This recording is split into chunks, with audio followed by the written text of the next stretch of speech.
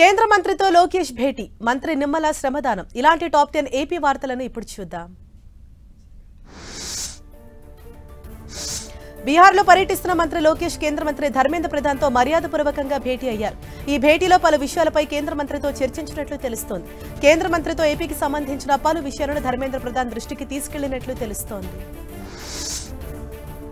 పశ్చిమ గోదావరి జిల్లా పాలకొల్లులో మంత్రి నిమ్మల రామానాయుడు శ్రమదానం చేశారు. 3 కోట్ల రూపాయలతో నిర్మిస్తున్న గౌడ శెట్టి బలిచ కళ్యాణ మండపం స్లాబ్ నిర్మాణ పనుల్లో ఆయన పాల్గొన్నారు.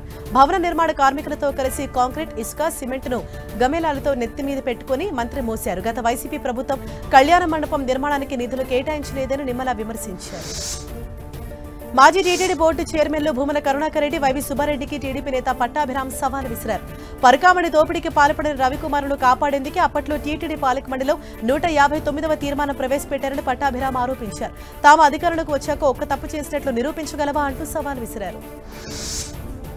విజయవాడ గొల్లపల్లి వ్యవసాయ మార్కెట్ యార్డును ఎంపీ కేశినేని చిన్ని, ఎమ్మెల్యేలు బోండా ఉమా, వెంకట వసంత కృష్ణప్రసాద్ పరిశీలించారు. మార్కెట్ యార్డులో రైతు కొనుగోలు సేవా కేంద్రాన్ని ప్రారంభించారు. అలాగే మార్కెట్ యార్డులో 1,00,000తో అంతర్గత రోడ్డు నిర్మాణ పనులకు శంకుస్థాపన చేశారు. మెడికల్ కాలేజీల పీపీపీ విధానానికి వైసీపీ పోరు కొనసాగిస్తుందని మాజీ ఎమ్మెల్యే మల్లాది విష్ణు తెలిపారు. పీపీపీ విధానంతో ప్రజలు, విద్యార్థులకు ఇబ్బందులు వస్తాయన్నారు. ఈ విధానాన్ని వ్యతిరేకిస్తూ కోటి సంతకాల కార్యక్రమాన్ని చేపట్టామని, ఆ సంతకాలను రాష్ట్ర గవర్నర్కు అందజేస్తామని తెలిపారు. ఏలూరు జిల్లా పోలవరం మండలంలో పట్టిసీమ ఎత్తిపోతల పథకం ద్వారా 2 మోటార్లు ఆన్ చేసి పోలవరం కుడికాల ద్వారా నీటిని తరలిస్తున్నారు. 2 మోటార్ల ద్వారా రోజుకు 700 క్యూసెక్ల గోదావరి నీటిని కృష్ణా డెల్టాకు కుడికాల ద్వారా తరలిస్తున్నారు. ఇరిగేషన్ శాఖ అధికారుల ఆదేశాల మేరకు 2 మోటార్లు ఆన్ చేశామని స్థానిక అధికారులు తెలిపారు.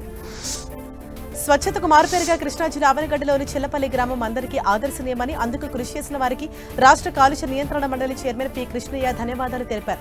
స్వచ్ఛ సుందర చెల్లపల్లి కార్యక్రమం చేపట్టి 11 సంవత్సరాలు పూర్తి చేసుకుని గ్రామాన్ని అందంగా తీర్చిదిద్దారని అన్నారు. నెల్లూరు జిల్లా కందుకూరులో నెల 7న కనిపించకుండా పోయిన 3 పిల్లలను పోలీసులు సురక్షితంగా కనిపెట్టారు. పాఠశాలకు వెళ్లిన విద్యార్థులు ఇంటికి రాలేదని పోలీసులకు పేరెంట్స్ ఫిర్యాదు చేశారు. 2 టీంలుగా ఏర్పడిన పోలీసులు పిల్లల కోసం గాలించి వారిని కనిపెట్టారు. అనంతరం తల్లిదండ్రుల దగ్గరకు చేర్చారు. తూర్పుగోదావరి జిల్లా నిడదవోలుకు చెందిన యువతి చిన్నతనంలోని గొప్ప విజయాన్ని అందుకుంది. అంతరిక్ష యాత్ర శిక్షణకు నిడదవోలుకు చెందిన కైవల్యారెడ్డి ఎంపికైంది. అమెరికాలోని ఫ్లోరిడాకు చెందిన అంతరిక్ష పరిశోధన సంస్థ టైటాన్ స్పేస్ ఇండస్ట్రీస్ 2029లో చేపట్టబోయే అంతరిక్ష యాత్రలో పాల్గొనేందుకు ఆస్ట్రోనాట్ అభ్యర్థిగా ఎంపికైంది ఈ అమ్మాయి.